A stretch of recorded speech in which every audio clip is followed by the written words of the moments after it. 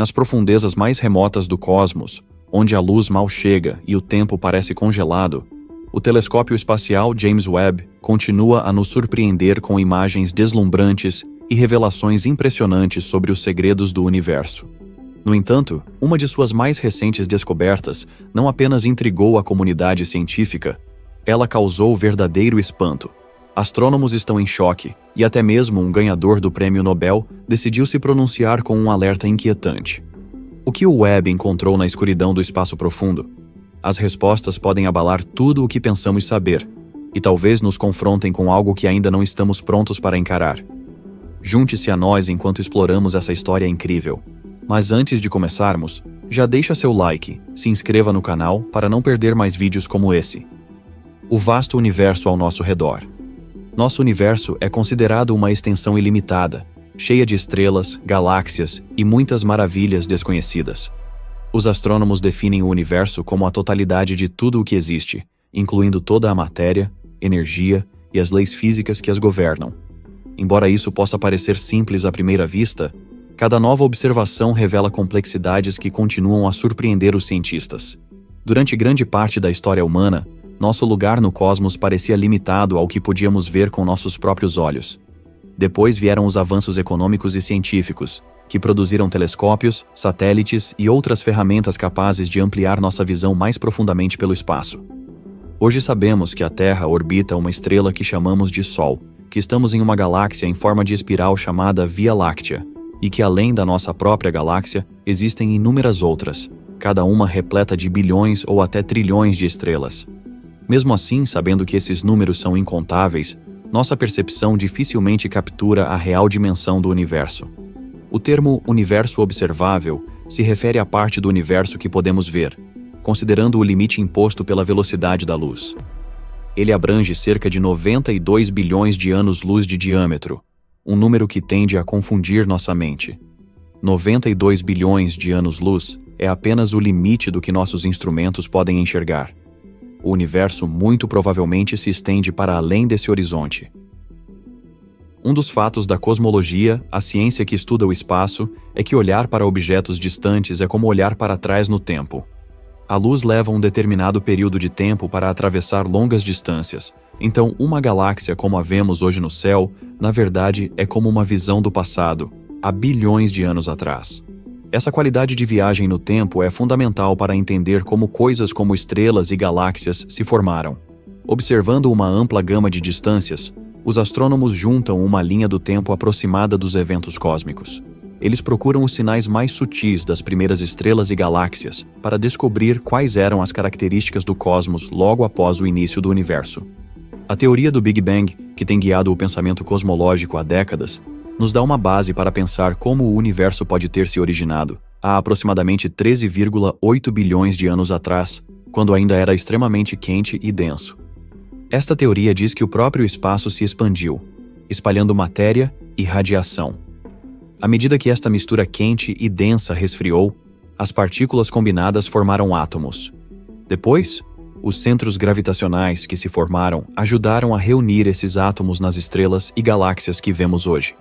No entanto, novas observações dos telescópios às vezes desafiam o que estas teorias tão bem estabelecidas prevêem. Mesmo algo tão fundamental quanto a idade do universo pode parecer incerto quando os dados indicam que as galáxias já estavam bem desenvolvidas em um momento que, de acordo com o modelo padrão da astronomia, seria cedo demais. Os telescópios modernos, como o telescópio espacial James Webb, estão redefinindo a linha do tempo cósmica ao mostrar estruturas astronômicas que parecem mais maduras do que o esperado quando o universo ainda estava em sua infância.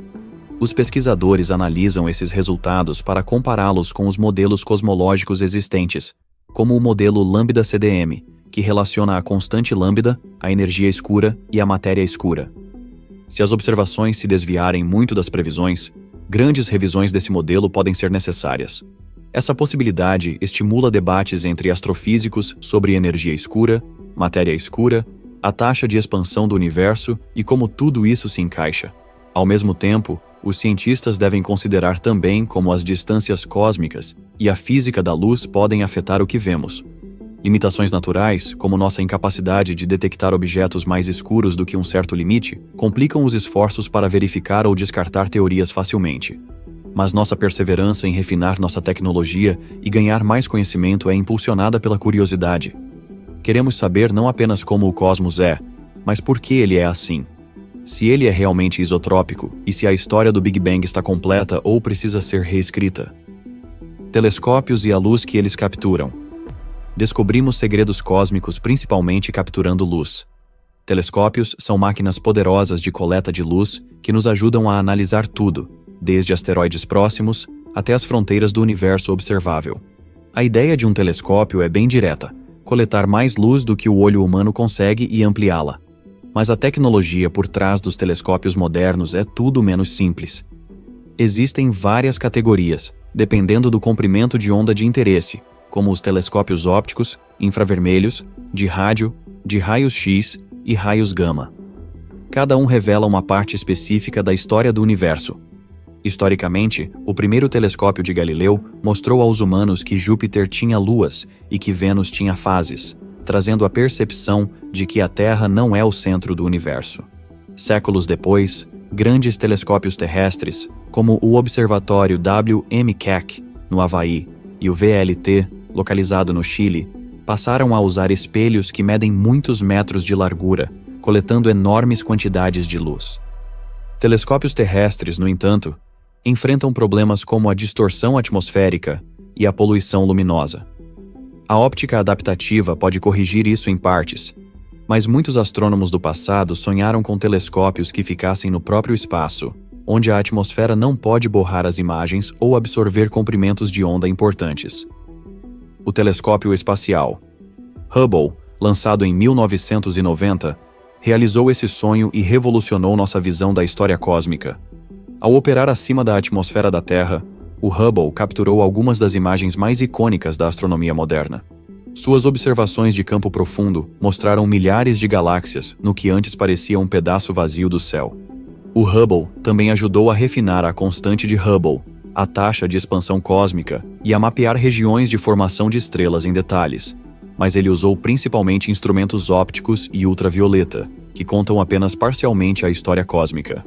A astronomia de infravermelho tornou-se então uma ciência crucial para olhar mais profundamente para o universo. Por causa da expansão cósmica, a luz de objetos extremamente distantes fica esticada, se deslocando para o vermelho em direção a comprimentos de onda maiores. Mudando do ultravioleta e da luz visível para o infravermelho, galáxias mais antigas podem ficar altamente visíveis. O telescópio espacial James Webb, portanto, atendeu a uma necessidade urgente. Seu grande espelho segmentado, sensores infravermelhos avançados e posicionamento ideal no segundo ponto de Lagrange, o L2, tornam ele muito bem preparado para coletar fótons de objetos formados há centenas de milhões de anos após o Big Bang, uma época que antes era apenas vagamente acessível. O telescópio espacial James Webb na prática. O James Webb se destaca porque foi projetado especificamente para estudar as épocas mais antigas do universo. Seu espelho enorme, com cerca de 6,5 metros de diâmetro, e seu sistema de resfriamento exclusivo permitem que ele detecte sinais infravermelhos extremamente sutis. Sua proteção solar, composta de várias camadas, mantém os instrumentos extremamente frios, evitando interferência do próprio calor do telescópio também. Quando chegou ao ponto L2, o James Webb passou por uma complexa sequência de preparação, alinhando cada segmento do espelho para que todos funcionassem como um só. Os amantes do espaço em todo o mundo assistiram prendendo a respiração conforme as primeiras imagens chegaram, e elas não decepcionaram. Uma das primeiras imagens que ficou particularmente conhecida foi a captura de campo profundo do James Webb, feita usando sua câmera de infravermelho próximo, mais conhecida como NIRCam. Esta imagem revelou milhares de galáxias, muitas tão distantes que suas formas ficam distorcidas pelo efeito de lente gravitacional. Os cientistas viram arcos, redemoinhos e manchas que podem corresponder a galáxias em sua infância, nos primeiros bilhões de anos da história cósmica. Para eles, cada pequena mancha é uma pista que pode confirmar ou desafiar o que sabemos sobre como a matéria se aglutina nas galáxias. Dados espectroscópicos do NIRSPEC, o espectrógrafo de infravermelho próximo do James Webb, e do MIRI, o instrumento de infravermelho médio, prometem ainda mais revelações, como a composição química, taxas e velocidades de formação de estrelas. Uma parte importante da missão do James Webb é se concentrar em objetos de estudo que os telescópios anteriores sinalizaram como interessantes, mas que não tinham a capacidade de visualizar em detalhes. Por exemplo, o Hubble descobriu galáxias que parecem excepcionalmente vermelhas e brilhantes. O James Webb pode dar uma olhada mais de perto, decifrar as linhas em seu espectro e estimar a que distância estão e a que velocidade estão formando estrelas. Algumas das descobertas mais conhecidas do James Webb envolvem galáxias como a Jades GSZ14, que estima-se ter surgido aproximadamente 290 milhões de anos após o Big Bang. Esse número por si só justifica um estudo aprofundado. Como pode já existir um sistema tão brilhante e massivo em um espaço tão curto de tempo? Os astrônomos também encontraram galáxias que parecem ter transformado quase todo o seu gás disponível em estrelas, em vez da pequena porcentagem de gás que normalmente é usada. Isso é impressionante porque a formação de estrelas é tipicamente limitada por fatores como o feedback estelar e a disponibilidade de gases frios. Se o James Webb continuar a detectar essas galáxias com altas taxas de formação estelar, os índices que os astrônomos têm usado por décadas podem precisar de sérios ajustes. A tensão entre teoria e prática não é um detalhe. Ela vai direto ao cerne de como a matéria se comportou sob as forças gravitacionais dos primeiros momentos do universo. O desafio à linha do tempo do Big Bang. A linha do tempo clássica do Big Bang descreve como o universo passou de um ponto denso e quente para o cosmos mais frio que conhecemos hoje. Nos seus primeiros dias, os níveis de energia eram incrivelmente altos, as forças fundamentais agiam de forma diferente e as partículas se combinavam e se separavam de maneiras que são difíceis de imaginar. Conforme a expansão continuou, a radiação cósmica de fundo em micro-ondas, ou CMB, foi emitida cerca de 380 mil anos depois, quando os nêutrons dos átomos se formaram e a luz finalmente viajou livremente pelo espaço. Após milhões de anos, a matéria começou a se concentrar nas primeiras estrelas e galáxias, mas as observações do James Webb sugerem que galáxias bem desenvolvidas apareceram antes do que a teoria padrão prevê. Se o cosmos tem cerca de 13,8 bilhões de anos, seria de se esperar que as primeiras galáxias mais robustas tenham aparecido em algo entre 500 milhões e 1 bilhão de anos após o Big Bang. Mas alguns alvos identificados pelo James Webb parecem ter surgido apenas 400 milhões de anos após o Big Bang, e eles não se parecem nada com pequenas galáxias que acabaram de surgir. Em vez disso, são brilhantes, com muitas estrelas e aparentemente bem estruturados. Algumas destas galáxias desafiam as proporções normais de gás para a massa estelar, como se os processos cósmicos agissem de forma muito diferente do que esperaríamos naquela época.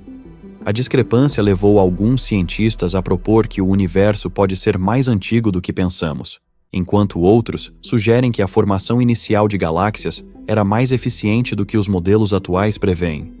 Talvez haja processos que podem acelerar a formação de estrelas, como bolsões de gás extremamente densos ou taxas de resfriamento mais rápidas. Outra ideia é que alguns buracos negros antigos, conhecidos como quasares, podem se disfarçar como grandes galáxias brilhantes. Se for esse o caso, o mistério pode não ser uma ameaça tão grande para o modelo padrão, embora isso também exija explicações sobre como esses buracos negros supermassivos teriam se formado tão rápido. Outra possibilidade é que nossos cálculos de distância precisam ser refinados. Técnicas como medições de desvio para o vermelho geralmente são precisas, mas certas condições de poeira ou linhas de emissão incomuns podem imitar grandes distâncias cósmicas. Os astrônomos confirmam seus resultados comparando diferentes métodos de medição. Se as galáxias superantigas forem confirmadas como realmente sendo tão antigas e grandes como parecem agora, a comunidade científica não poderá ignorar este conflito fundamental com a teoria dominante. E é por isso, em grande parte, que os dados do James Webb causaram tantas polêmicas, tanto profissionais quanto públicas, sobre a narrativa padrão do Big Bang. Suas descobertas nos fazem questionar se esta teoria está completa ou se deve ser melhorada, modificada ou mesmo substituída por algo novo. Matéria escura e energia escura revisitadas. Matéria escura e energia escura são elementos essenciais no modelo Lambda-CDM. A matéria escura fria ajuda a explicar como galáxias e aglomerados de galáxias mantêm suas formas, dado que a atração gravitacional da matéria visível não é uma explicação suficiente. A energia escura em função da constante lambda está associada à expansão acelerada que deixou os astrônomos perplexos no final da década de 1990. Embora o modelo padrão estime que o universo tem cerca de 68% de energia escura, 27% de matéria escura e apenas 5% de matéria comum, aproximadamente, nós não podemos detectar diretamente a matéria escura nem a energia escura em nossos experimentos terrestres. As surpreendentes observações de galáxias distantes do James Webb trazem dúvidas sobre a formação das estruturas espaciais e distribuição de massa no universo. O entendimento convencional é que a matéria escura se aglomera primeiro, criando núcleos gravitacionais onde a matéria normal se acumula, iniciando a formação das estrelas que vemos no céu noturno. Se aparecerem galáxias massivas muito cedo, é porque as bases de matéria escura se formaram mais rápido de alguma forma? Ou há alguma outra explicação ainda desconhecida? Alguns cientistas propõem novos tipos de matéria escura, como formas quentes ou autointerativas, que poderiam condensar ou se agrupar em taxas diferentes. O entendimento atual da energia escura também está enfrentando certos questionamentos. A aceleração da expansão do universo foi originalmente documentada usando observações de supernovas tipo 1A, o que rendeu a equipes como a de Adam Riess um prêmio Nobel. Essas supernovas serviram como velas padrão, o que significa que sua luminosidade era conhecida com precisão suficiente para avaliar sua distância e até servir como base para outras medições. Os novos dados sugerem que a expansão não apenas continuou, mas acelerou ao longo do tempo. Se a formação das estruturas no universo inicial for diferente do previsto, podemos questionar se o efeito da energia escura pode ter variado ao longo do tempo ou se um mecanismo totalmente diferente estava em jogo. Teorias alternativas da gravidade, como a dinâmica newtoniana modificada, entre outras, geralmente são apresentadas como alternativas ao conceito de matéria escura. No entanto, elas têm dificuldade em fornecer um bom substituto para o conceito de energia escura. Algumas teorias alternativas ou híbridas tentam lidar com ambos os conceitos em uma única explicação, mas nenhuma alternativa conseguiu desbancar totalmente o modelo padrão, porque elas geralmente falham em abordar todos os requisitos observacionais, como os padrões na radiação cósmica de fundo de micro-ondas ou a distribuição das galáxias. Formação estelar primitiva. A formação estelar é geralmente explicada como nuvens de gás e poeira colapsando devido à força da gravidade até causar uma fusão nuclear, o que dá origem a uma nova estrela. A frequência com que este processo ocorre depende de vários fatores, desde a turbulência local até as condições de metalicidade, como a abundância de elementos mais pesados que o hidrogênio e o hélio. Uma visão típica na astrofísica moderna é que a maioria das galáxias não consegue converter eficientemente todo o seu gás em estrelas, porque vários mecanismos, como a pressão da radiação de outras estrelas, ventos estelares e explosões de supernovas, sopram muito gás para fora antes que ele possa formar mais estrelas. Essa visão tem dominado nas teorias que tratam da evolução das galáxias. Simulações de computador que modelam como halos de matéria escura reúnem a matéria normal também incorporam as leis de formação estelar que parecem bastante consistentes com as galáxias observadas no universo próximo. Mas se o James Webb está detectando galáxias no universo inicial que transformaram quase 100% de seu gás disponível em estrelas, isso abala completamente esta abordagem padrão. Se os processos que conhecemos não restringiam a formação de estrelas, devemos perguntar quais condições permitiram tal eficiência na formação estelar. Uma hipótese pode ser que o gás no universo primitivo era muito mais denso e frio, permitindo que o colapso gravitacional acontecesse mais rapidamente, com menos atenuantes e fatores de equilíbrio. Outra ideia é que algumas galáxias primitivas podem ter sido extremamente compactas, tornando mais fácil reter a matéria.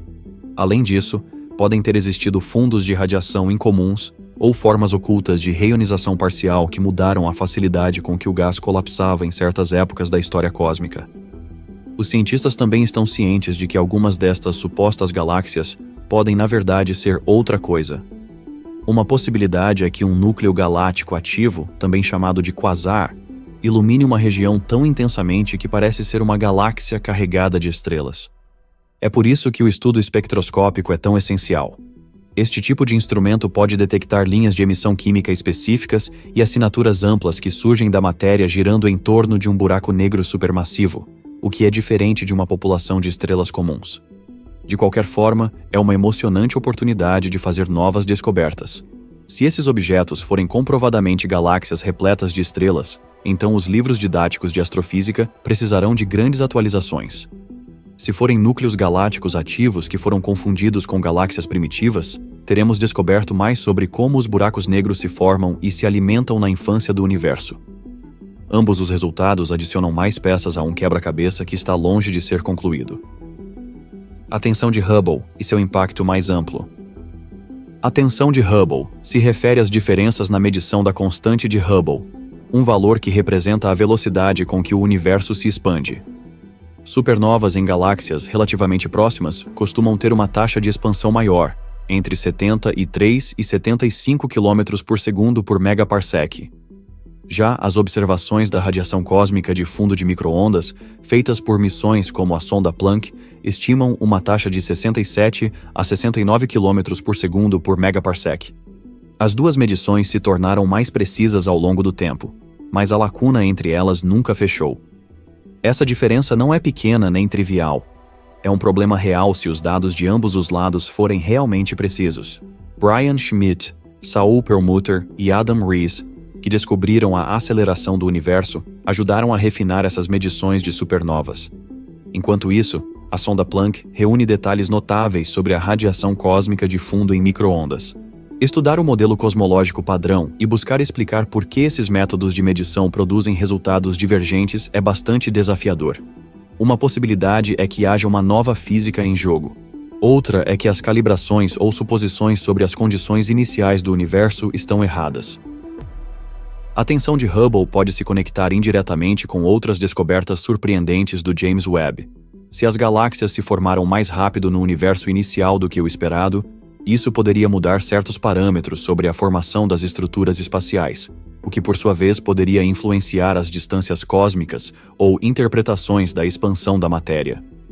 No entanto, este é um assunto complexo, com muitos astrônomos ainda recomendando cautela e buscando mais dados para confirmar se essas detecções iniciais se sustentam sob um exame mais profundo e se elas realmente se desviam da linha do tempo padrão de maneiras que importam para as medições do Hubble.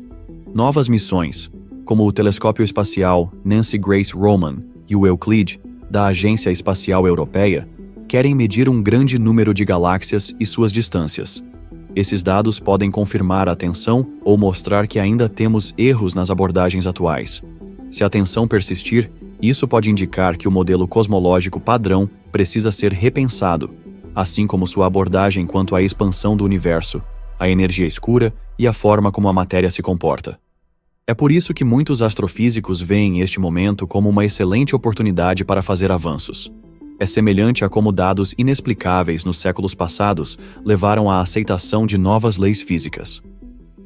O fundo cósmico de micro-ondas. O fundo cósmico de micro-ondas, ou CMB, é uma relíquia de uma era cerca de 380 mil anos após o Big Bang.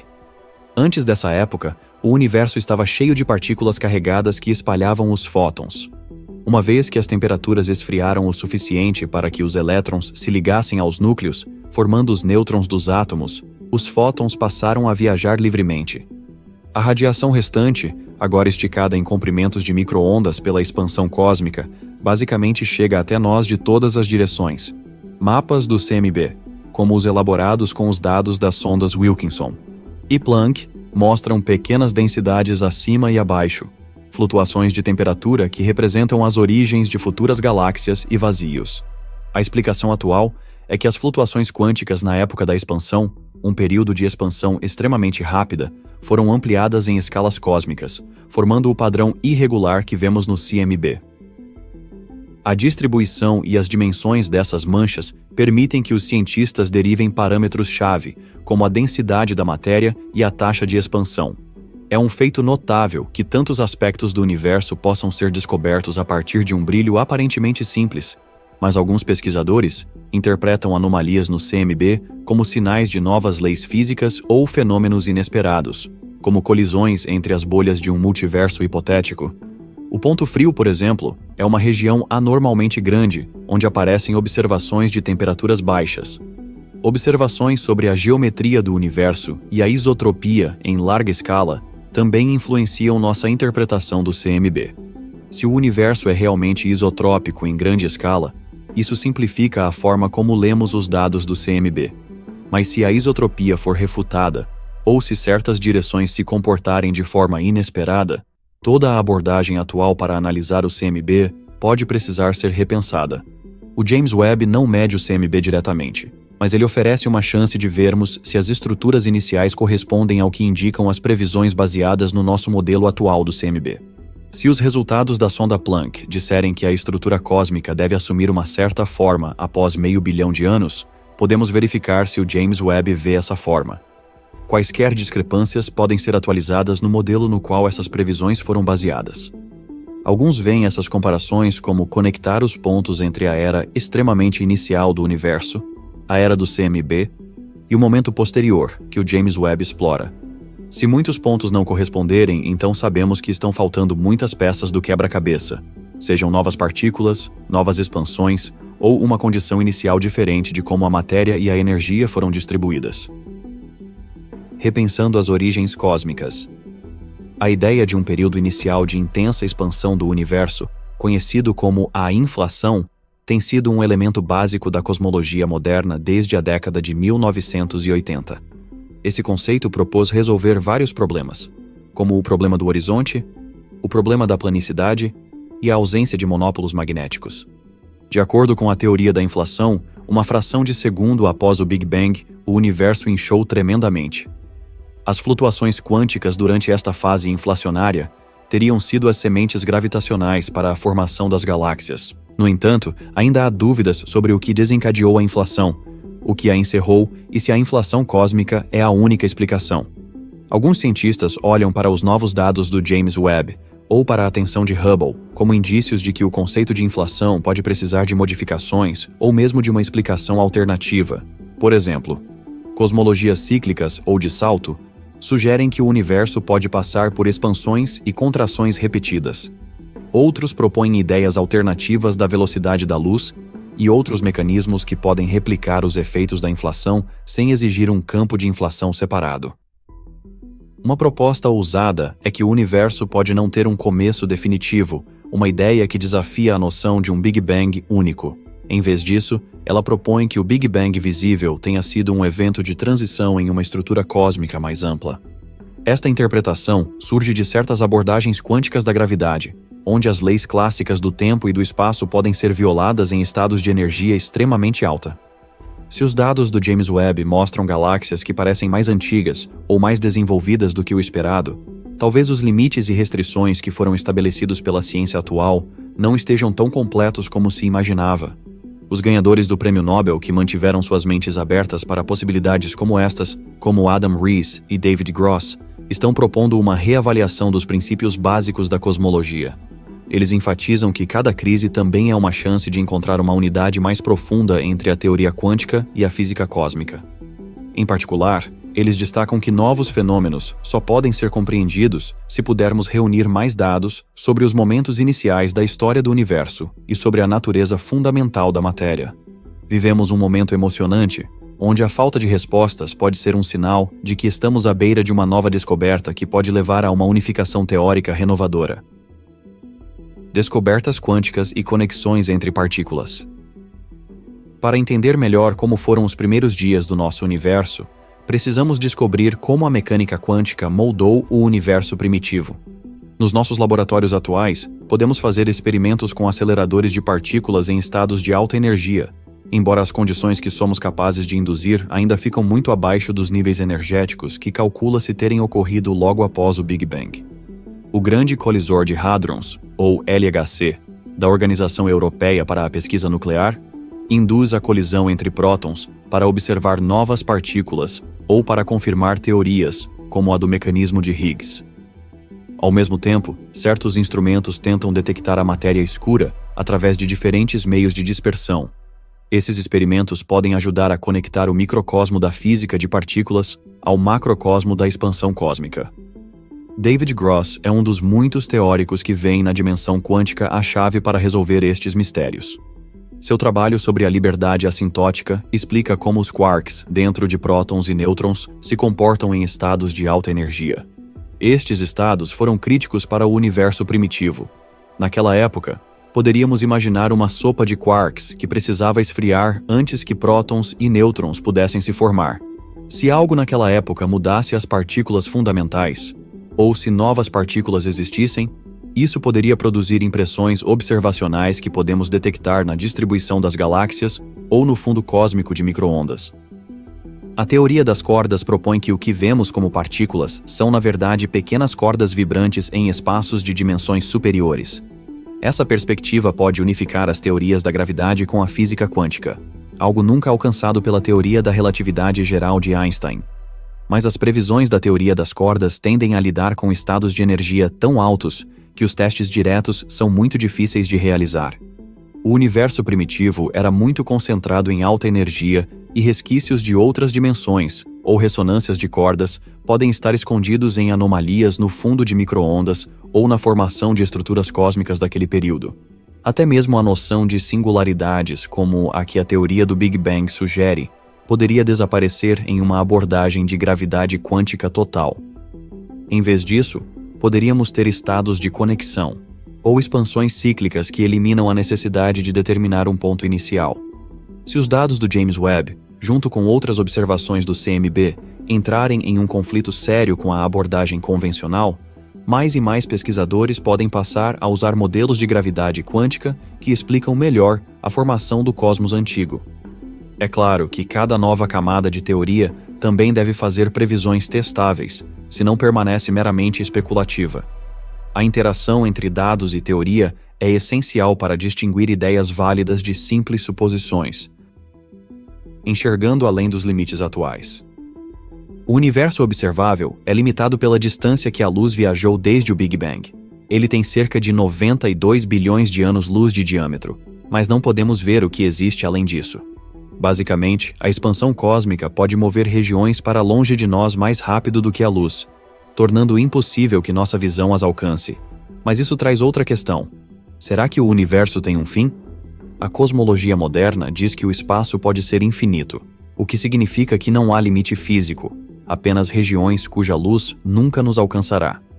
A habilidade do James Webb de enxergar tão longe também significa olhar para trás no tempo. Se virmos épocas mais antigas conforme nos aproximamos das fronteiras de nossa observação, temos uma noção de como as estruturas cósmicas apareceram dentro da parte visível do universo. Mas, se instrumentos mais avançados no futuro continuarem a expandir esse limite ainda mais, poderemos ver eventos ainda mais antigos. Agora, os limites de detecção estão vinculados à intensidade da luz e dos outros sinais emitidos por esses objetos.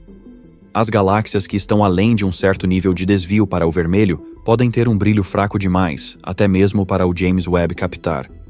Contudo, a tecnologia pode continuar a evoluir.